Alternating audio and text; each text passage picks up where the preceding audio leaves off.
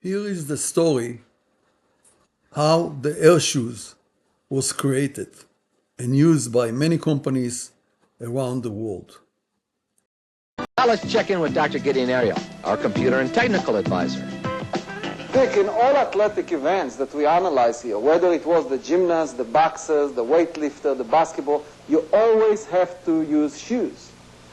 Shoes are very important because that's where you contact with the earth or you contact with the ground.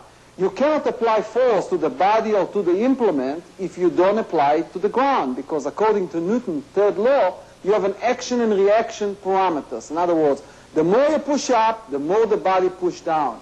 And you have to wear shoes to absorb some of the shock. Well, if you take ordinary shoes like that, it's a running shoes, the question is, what is the characteristics of the curvature? How thick should it be? How much shock absorption it would be? According to our research, not too much information was really given to the shoes. They are getting better and better. But the question is, a shoe that weighs 1 ounce less, is it really a better shoe? What is the best shock absorption characteristics of a shoe? Well, believe it or not, we found out it's not necessarily a material. We designed a shoe where you can inflate the shoe. You can take a little pump here and actually inflate the shoes in, so the shoe is filled up with air. Now when you run on it, you have a fantastic shock absorption. But always remember, the more shock absorption you have, the more energy you lose. For example, let's take a sprinter shoes. When you look on a sprinter shoe has no shock absorption at all, because you want all the forces to go in the direction of the run. So for racing, you don't want shock absorption. For running across the block or around the block for exercise, maybe you want inflatable shoes. In some cases in the future, we will design a special shoes. Here is a sprinting shoes. Look on this wedge here. What this wedge does, it contributes to the forces in the sprinting toward the forward motion. So this shoe was designed specially with a very special design. In the future, almost in every event, modern technology will be used, so future sport will be relying on this technology to have the most sophisticated shoes for the athletes and the most sophisticated shoes for the general public.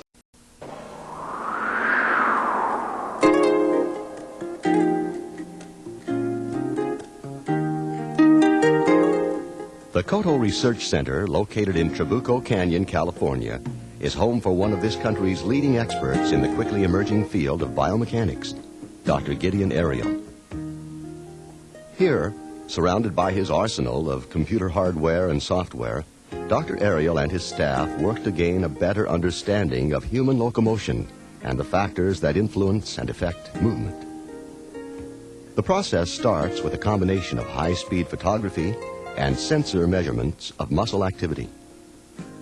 Sensor measurements are achieved with the use of two specialized pieces of equipment, the electromyograph, or EMG, and the Kistler Force Platform.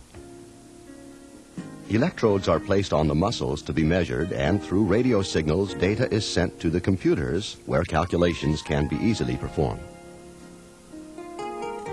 In the same manner, the force platform is used to measure how different forces come into play as each step or stride is taken.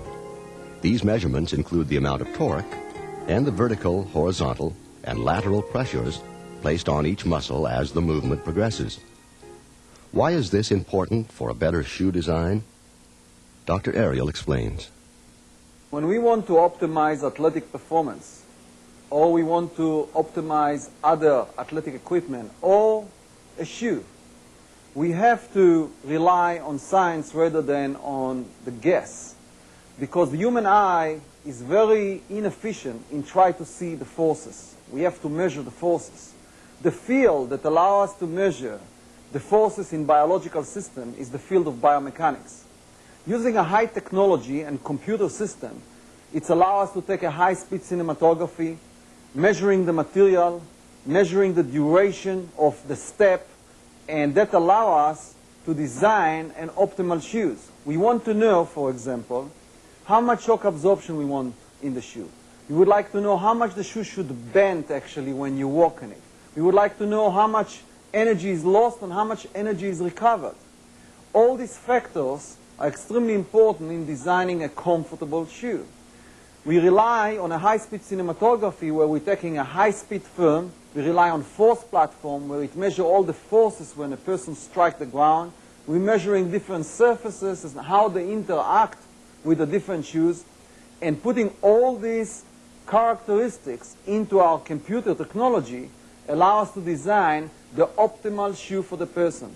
Instead of putting a shoe on a person, we're putting a person in the shoe. And this is the most important factor in optimizing shoe design. Once all the data is recorded, the computers are used to calculate and analyze the information. Each frame taken of the subject is used to trace the body's movement. Using a digitizing pen, Dr. Ariel inputs the position of each joint. From these points, the computer generates stick figures that duplicate the actual movement. This is an important point because a large part of the reason biomechanics is so successful at improving performance, reducing injury, and designing better products is the fact that it analyzes real movement, not simulations. These stick figures can be manipulated to provide a clear picture of how each body part moves in terms of speed, acceleration, and energy output. For Lowell, all of this has come together in the production of a truly comfortable, efficient shoe.